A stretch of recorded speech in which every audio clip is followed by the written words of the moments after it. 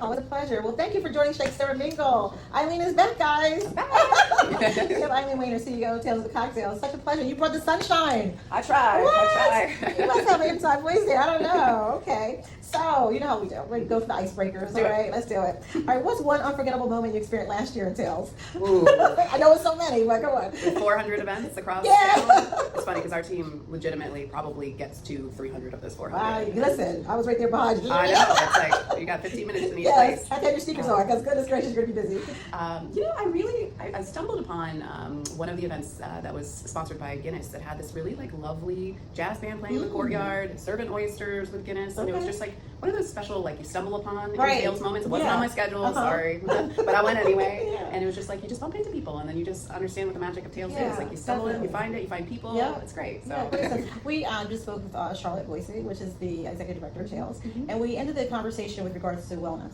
and taking care of yourself. So what is your perspective on that? Because you definitely have to. You have to. In this industry. You have to, and one of the initiatives we brought on early on was Beyond the Bar because we wanted to center that in the conversation. Right. Because your physical wellness, your mental wellness, substance use and abuse, all of it impacts your day to day. And like, it's such a there's so much physicality to working behind a bar, and how your body reacts to that. That for us, it's a central tenet to what we do. And so offering early on in Tales, like we introduced the non-alc category in Tales because we knew there was an important space. And look where it is now. Like it's a growing category, and so that was always a priority for us. We wanted to make sure that whether you drink or not, you have an opportunity to imbibe, you have an opportunity to spend time with your friends and loved ones in a community space, in a bar, and so just making that normal and creating seminars and education around it, like it's so important. So I'm very glad that we've been able to fold that into our work. Okay.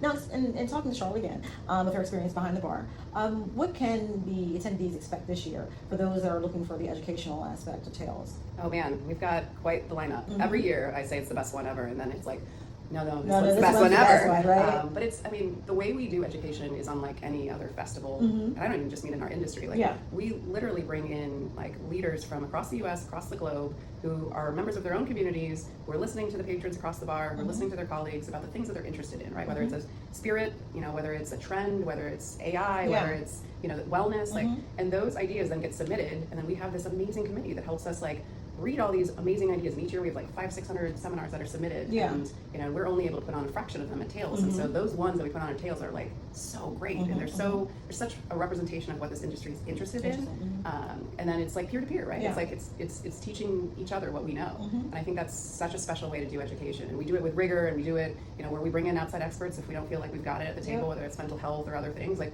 we're very, very rigorous around what we present, and we're so proud of it.